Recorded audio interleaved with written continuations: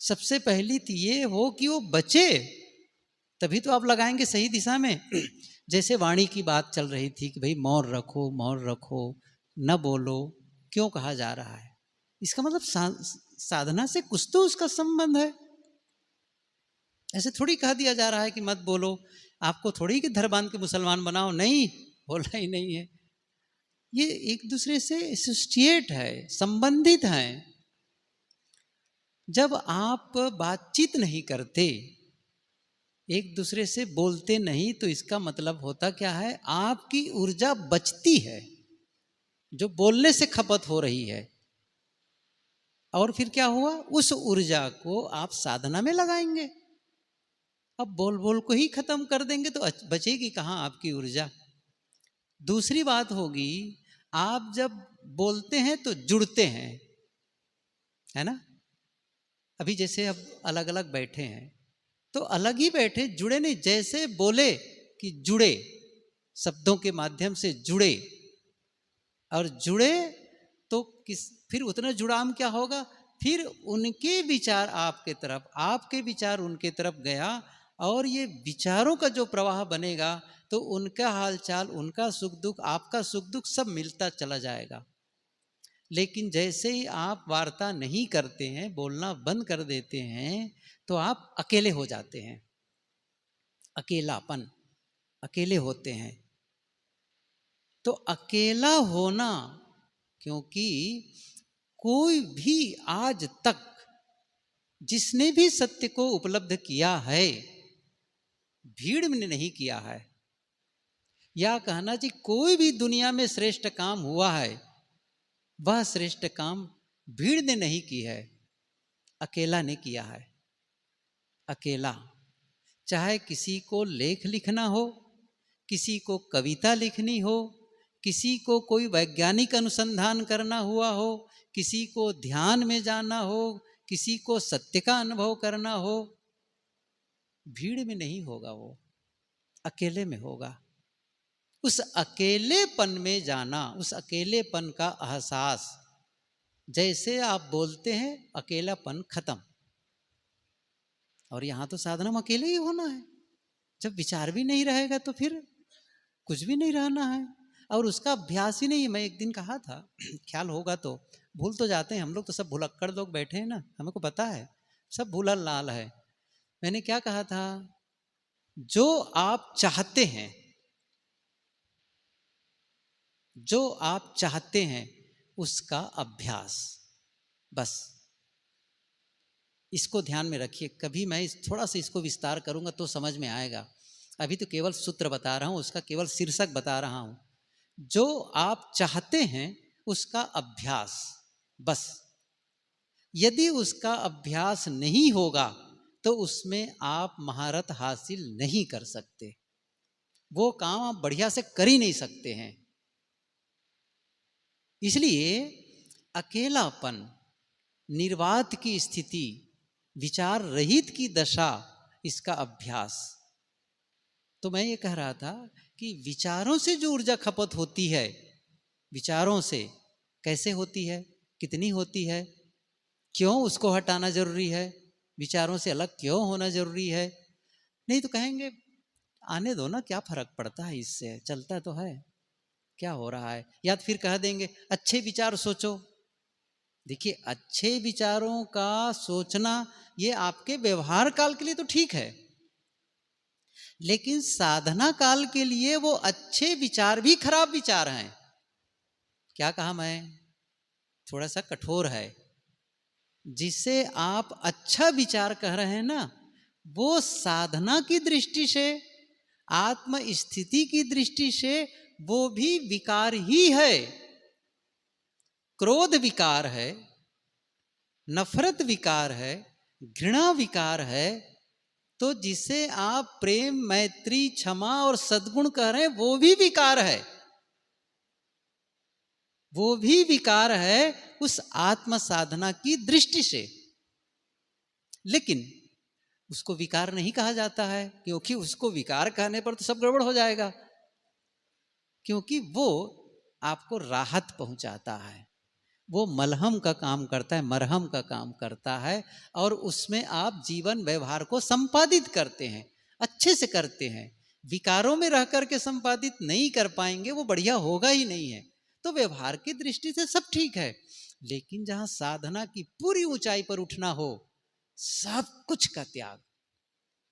तो यहां पर जो मैं कह रहा था वो ये है, हमारे विचारों के द्वारा ऊर्जा कैसे खपत होती। नकारात्मक विचार, नकारात्मक विचारों के माध्यम से 50% ऊर्जा खपत होती है। और नकारात्मक विचार का मतलब है, इसको समझ ले, जो नहीं करना चाहिए, जो नुकसानदायक है, सरल भाषा में कहूं तो जो आपके लिए नुकसान कर रहा है। जैसे मैंने भी कहा, नफरत, घृणा, द्वेष, ईर्ष्या, क्रोध, वैमनस्य, ये सब क्या है? इससे किसका फायदा होता है? वैर, विरोध, किसका फायदा होता है? ये सारे नकारात्मक विचार, काम, क्रोध, लोभ, मोह, जो भी कह लीजिए, ये सब विस्तार है और कुछ नहीं है उसी का। क्योंकि एक मन में गंदे विचार का आना, गलत विचार का आना आपको च्युत करता है, आपको नीचे की ओर ढकेलता है। वो ढलान है, ढलान है, वो एक प्रकार से नीचे की ओर लुढ़का देता है। तो 50% ऊर्जा हमारी खपत हो जाती नकारात्मक विचार में। और दूसरा है अनावश्यक विचार।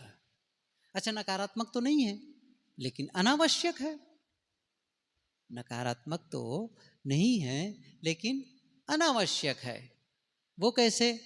जैसे आप बैठे, कोई भी बैठा हो, बैठे हैं, सड़क की याद आ गई, पेड़ की याद आ गई, गाय बैल की याद आ गई, पेड़ पौधे की याद आ गई, घर मकान की याद आ गई। क्या जरूरत है इसकी? ठीक है, नुकसान नहीं कर रहा है, आपके मकान की याद आ गई और पेड़ पौधे की याद आ गई, नुकसान नहीं किया, ठीक है, लेकिन एक ढंग से कहो तो नुकसान ही तो है, अनावश्यक ही तो है ये। इसकी क्या जरूरत है? क्यों सोच रहे हैं इस चीज को? कभी ध्यान दिया, कभी सोचा इसके बारे में? गुरुदेव जी कहते हैं ना, अनावश्यक विचार। क्यों मैं सोच रहा हूं इस चीज को? इसकी जरूरत ही क्या है? अब ये सजगता बढ़ाना, पहली बात तो है नकारात्मक जो विचार आ रहे हैं वो हटे, फिर अनावश्यक विचारों का खात्मा हो। क्या जरूरत है चुपचाप बैठे हो वही सोचना जरूरी है क्या? अच्छा, पेड़ पौधे सोच करके हमारा कौन सा भला हो रहा है? दूसरों के बारे में ये तो बहुत ही अहितकारी भी है। दूसरों के विषय में सोच रहे हैं, वो आदमी ऐसा है, वैसा है, ये करता है, वो करता है, उसके घर के लोग वो हैं, वो हैं। मतलब जब हम अकेले बैठते हैं, ज्यादातर वक्त हम दूसरों की समीक्षा करने लगते हैं, दूसरों का विश्लेषण करने लग जाते हैं। और ये दूसरों का विश्लेषण करना, ये आत्मघाती काम है। क्या है? आत्मघाती काम है। क्योंकि यदि उनके बारे में गलत विचार जगा, गलत बातें याद आई, तो मन में नफरत और घृणा के विचार पनपेंगे, द्वेष के विचार पनपेंगे, उनके प्रति दुर्भावना जगेगी। और कहीं अच्छे भी हैं तो रागात्मक भाव जगेगा, मोह बढ़ेगा, आकर्षण बढ़ेगा। इसलिए दूसरों के बारे में मत सोचो। जाता है, जाता है, बस वही तो लौटना है हमको, है जब आप हो तब, साधना काल में नहीं। कभी देखो व्यवहार में, मैंने कहा ना व्यवहार में जरूरत है, सोचो, बताओ किसी चीज के लिए, लेकिन साधना में क्यों सोचना? अकेले बैठे हैं तब नहीं। तो उसमें भी कितनी ऊर्जा खत्म होती है अनावश्यक में? 20%। 20%।